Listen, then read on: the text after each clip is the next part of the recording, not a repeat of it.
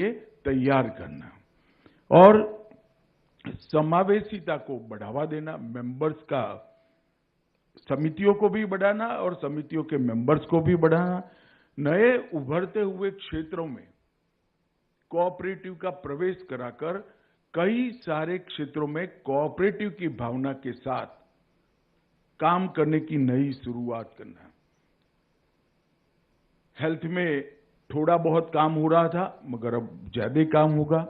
Tourism, taxi, insurance और green energy तक का बारीक प्लानिंग हमारे मंत्रालय ने किया है और टैक्सी और इंश्योरेंस में तो हम बहुत कम समय में बहुत अच्छी शुरुआत के साथ बाहर आएंगे। एक प्रकार से नए उभरते हुए क्षेत्रों में कोऑपरेटिव की एंट्री मतलब सफल कोऑपरेटिव इकाइयां इकट्ठा होकर एक कोऑपरेटिव बनाएगी जो नए क्षेत्र में कोऑपरेटिव की शुरुआत करेगी। उसका जो मुनाफा होगा वो इकाइयों के माध्यम से अंततोगत्वा पैक्स के मेंबर तक पहुंचेगा।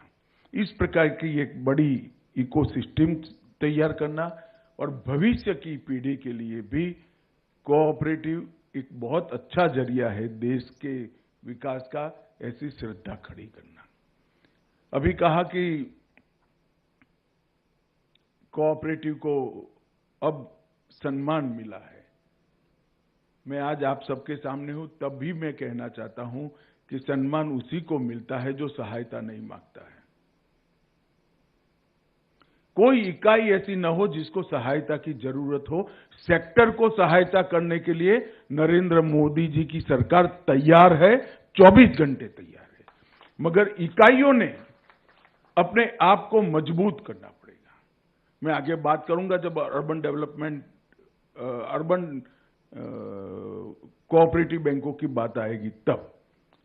इसके अंदर हमने 83 जगह इंटरवेंशन के पॉइंट्स तय किए, 83 हस्तक्षेप के बिंदु तय किए हैं और सुरेश प्रभु जी ने जैसे कहा, प्रभु जी जो जो चर्चा होती थी ये बीच बीच में बताते जाते थे, तो हमने